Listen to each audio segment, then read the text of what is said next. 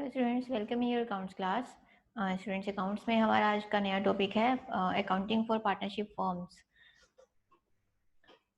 According to section 4 of Indian partnership act 1932, partnership basically क्या है? Partnership is a relationship between persons who have agreed to share the profits of business carried on by all or any of them acting for all।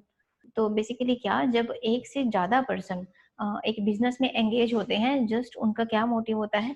For profit earning, that is called partnership.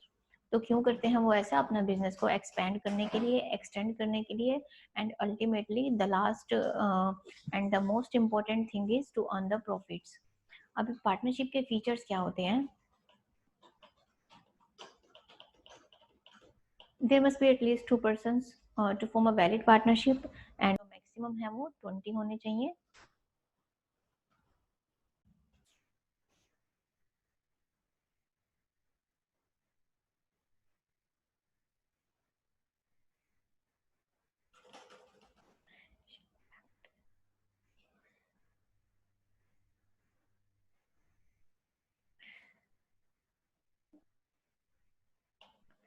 And partnership came into existence by an agreement, either oral or written, and the written agreement is called partnership deed। अब जो partnership का agreement है, या तो वो oral में होता है या रिटर्न में होता है, और जो ये एग्रीमेंट होता है उसको क्या बोलते हैं? पार्टनरशिप डीड बोलते हैं। A partnership can formed for the purpose for carrying at sharing the profits और लॉस ऑफ द बिजनेस। किस लिए है इसका पर्पस? बिजनेस के प्रॉफिट या लॉस को शेयर करने के लिए। An agreement between the partners must be aimed at sharing the profits or losses of the business। ये जो एग्रीमेंट है पार्टनर्स का, इसको करने का क्या मोटिव होता है? सिर्फ अपने बिजनेस के प्रॉफिट या लॉस को शेयर करना। अब आती है पार्टनरशिप डीड। इसमें क्या क्या होता है?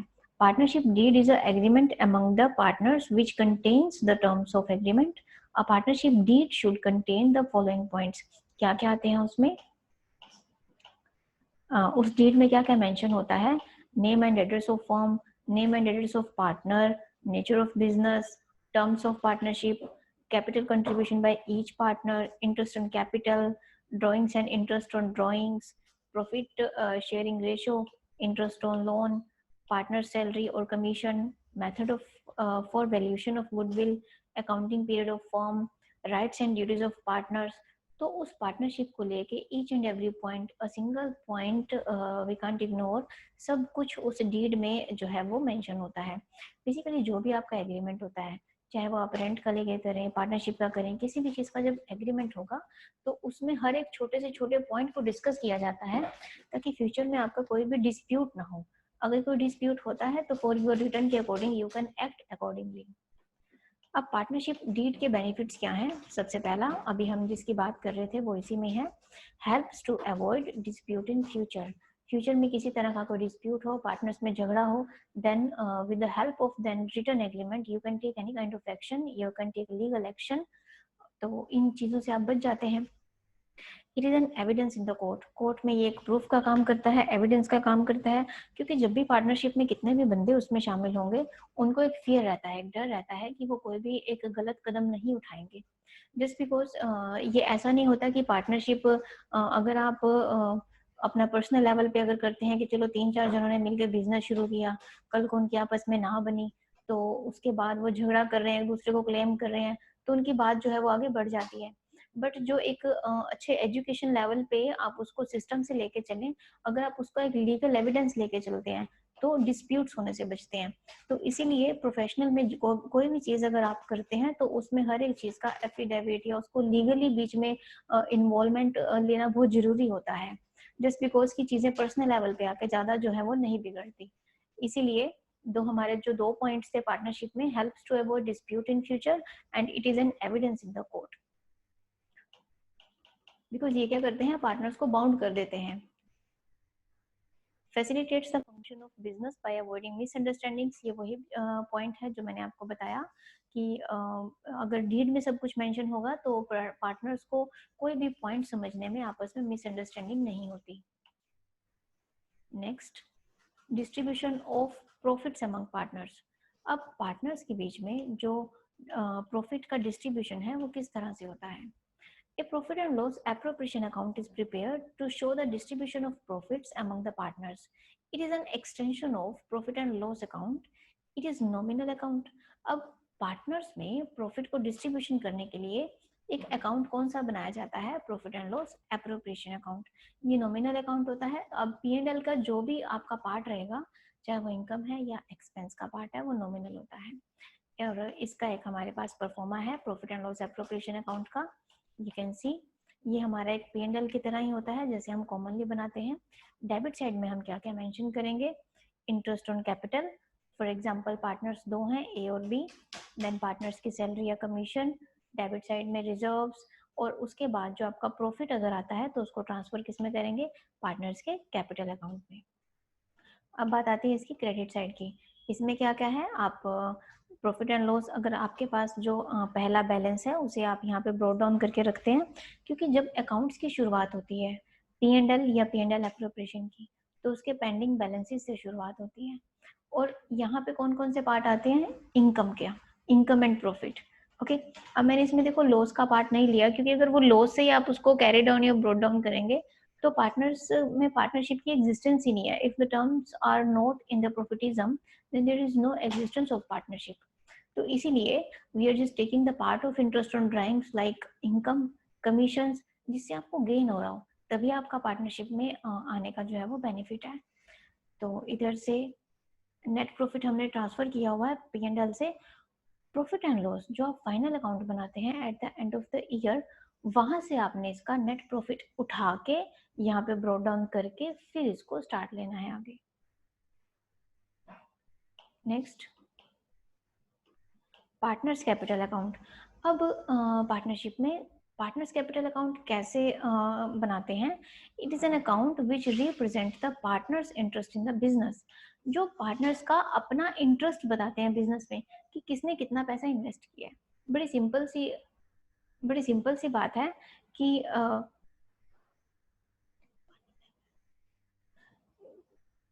एक पार्टनर ने जितना अमाउंट इन्वेस्ट किया होगा उससे उसका इंटरेस्ट पता लग जाता है. जैसे एक पार्टनर का 1 लाख है, दूसरे का 5 लाख है, तीसरे का 7 लाख है. तो as per their investment amount you can identify their interest in the business. In case of partnership business, a separate capital account is maintained for each partner. इसमें हर एक पार्टनर का अलग अलग कैपिटल अकाउंट बनाया जाता है. The capital account of partners में be maintained by following any of the following two methods. दो तरह से बनाते हैं, एक फिक्स कैपिटल अकाउंट और एक फ्लक्चुएटिंग कैपिटल अकाउंट.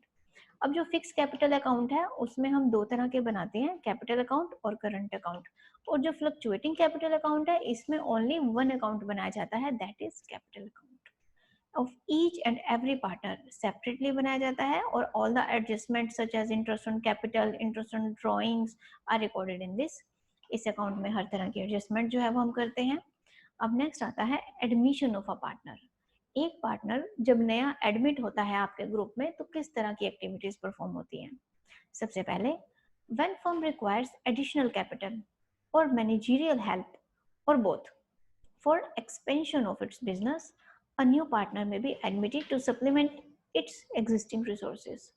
जब एक नए पार्टनर का एडमिट होता है उसका सबसे पहले रीजन, क्योंकि उस फर्म को क्या चाहिए, रिक्वायर क्या है, एडिशनल कैपिटल, कि कोई हमारे बिजनेस में आए, पैसा लगाए, इन्वेस्टमेंट करे ताकि हम इसको और बढ़ा सकें. और मैनेजरियल हेल्प, उसके मैनेजमेंट को और बढ़ा सकें. तो जब एक ओनर के माइंड में या एक फर्म जो कि पार्टनरशिप में चल रही है म्यूचुअली, अगर सबके माइंड में, if you are talking about a single यानी इंडिविजुअल जब उसको रन कर रहा है तो we are talking about a single person, तो उसका अपना आइडिया है. If you are talking about a firm, firm refers to, that means the firm is carrying out that business on the basis of the partnership. Basically more than one person are carrying that business. तो उसमें अगर उनका mutually भी आता है कि नहीं हमें अपना बिजनेस एक्सपैंड करना है, नहीं कोई पर्सन और हमारे साथ ऐड हो जाए, इसमें पैसा लगाए, हम इसको और बढ़ाना है, तो उसके बेस पे आप क्या करते हैं, नए पार्टनर का एडमिशन करते हैं.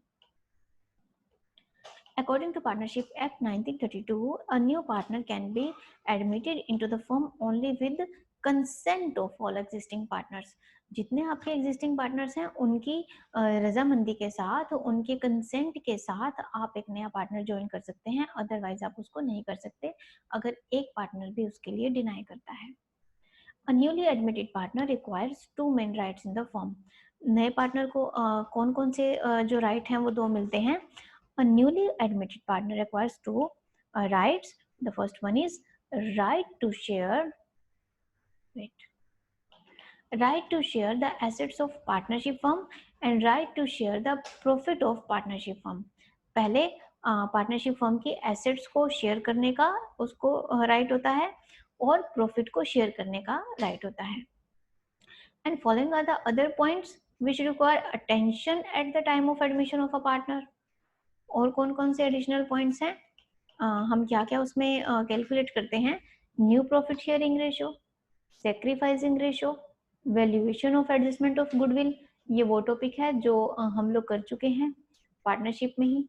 Revaluation of assets and liabilities, distribution of accumulated profits, adjustment of partners capital, ये सारे पॉइंट्स जो हैं वो हम इस पार्टनरशिप अकाउंटिंग फॉर्म में करते हैं। उसके बाद आता है न्यू प्रॉफिट शेयरिंग रेशियो, ये क्या होती है, इसका सीधा सीधा एक प्रैक्टिकल क्वेश्चन से एग्जांपल लेते हैं। हमारे पास दो एग्जांपल हैं, two persons, two partners, Amit and Vishal, sharing profits in the ratio 3:2. They admitted Sumit as a new partner for 1/5 share in the future profits of the firm. Calculate the new profit sharing ratio of Anil, Vishal and Sumit. पहले दो partners थे 3:2 में, नए partner ने admission लिया 1/5 के लिए, अब हमें इसके बेस पे न्यू रेशियो निकालनी है। अब सुमित का शेयर कितना था 1/5, ओके। रिमेनिंग शेयर कितना हो गया, हम इसको एज्यूम करके चल रहे हैं, लेट टोटल शेयर इज 1, तो रिमेनिंग 1 - 1/5 इज इक्वल टू 4/5, ये हमारे पास आ गया रिमेनिंग शेयर। अब अनिल का शेयर कैसे निकालेंगे, क्योंकि नए पार्टनर ने एडमिशन इसके बेस पे लिया है तो इनकी रेशियो रीवैल्यू हो गई, हर एक चीज जो है वो रीवैल्यू होगी, रिकंस्ट्रक्ट होती है। 3/5 ऑफ 4/5, क्योंकि ये उनकी 3:2 रेशियो थी ना, तो इस नई वाली से 3/5 को मल्टीप्लाई करेंगे 4/5 से, आपके पास आ गया 12/25, और विशाल का जो न्यू शेयर है 2/5 को मल्टीप्लाई करेंगे 4/5 से, इस वाले न्यू शेयर से, इसका आ गया 8/5।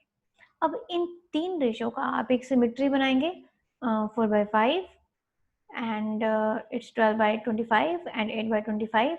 जब आप इसका एलसीएम लेके न्यू रेशियो निकालेंगे, then your new ratio comes to 12:8:5, new partners की रेशियो।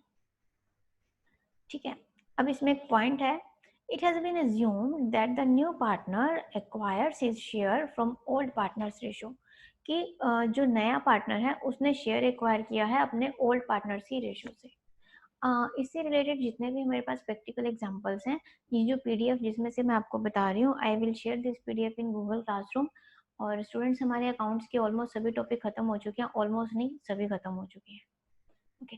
तो अभी आप लोग अपना एग्जाम प्रिपरेशन करेंगे और व्हाट्सएप पे आपको जो अपडेट है हम लोग देते रहेंगे कि आप जिनकी टाइम ड्यूरेशन जैसे जून तक कंप्लीट है और उनको असाइनमेंट सबमिट करवाने हैं, टेस्ट देने हैं, इसके बारे में आपको गाइडलाइंस मिल जाएंगी। तो अभी आपने अपनी तैयारी करनी है अच्छे से, जितना सिलेबस आपके पास है आप उसको अच्छे से तैयार करें और एग्जाम की अच्छे से तैयारी करें, और असाइनमेंट्स और टेस्ट के रिगार्डिंग आपको अपडेट मिल जाएगा जब भी आपको सेंटर में आके एग्जाम देना है। Thank you.